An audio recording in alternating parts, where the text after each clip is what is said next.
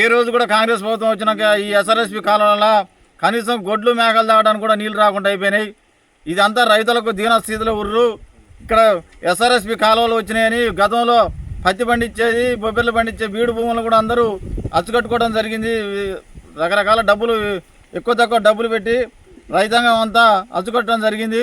ఆ అచ్చుకట్టిన పొలాలు గత కేసీఆర్ ప్రభుత్వంలో 10 సంవత్సరాలు కూడా ఇక్కడ పొలాలు జరగడం జరిగింది. ఈనాడు ఈ కాంగ్రెస్ ప్రభుత్వం వచ్చినాక అన్ని పొలాలు కూడా బీడు బారి మేము నీళ్ళు ఏనంటే కనీసం భూములు బీడు పెట్టుకునే వాళ్ళం. కానీ ఆ విధంగా జరగలేదు. ఇలా సగం నీళ్ళు పోసినాక మేము వారం బందులు ఇస్తామని పేపర్ స్టేట్మెంటు వాట్సాప్లలో జిల్లా అధికారులు ఇవ్వడం జరిగింది. మాకు నీళ్ళు వస్తాయి కదా, నీళ్ళతో నమ్మకంతో అందరం కూడా పొలాలు చేసుకున్నాం.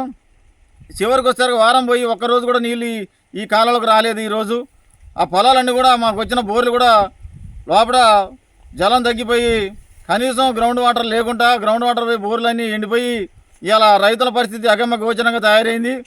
అందులోటి ఇక్కడ ఈ నియోజకవర్గం ఉత్తమ్ కుమార్ రెడ్డి, పద్మావతి భార్యాభర్తలు మాకు పిల్లగాలు లేరు, మీరే బిడ్డలు, మీరే మాకు అందరూ బంధువులు, మిమ్మల్ని కంటికి రెప్పలా కాపాడుకుంటామని 2 కళ్ళు కూడా 2 నియోజకవర్గాలు మాయని చెప్పి కనీసం ఇక్కడ పొలాలు ఎండిపోతుంటే రైతుల్ని మందలిచ్చే స్థితిలో కూడా లేకుండా పోయారు. మీరు యానో ఎక్కడికి రావాలన్నా హెలికాప్టర్ ద్వారా వస్తుర్రు. హెలికాప్టర్ కాకుండా మీరు రైతులలా ఊళ్ళల్లా నిజం చెప్తుర్రా అబద్ధం చెప్తుర్రా?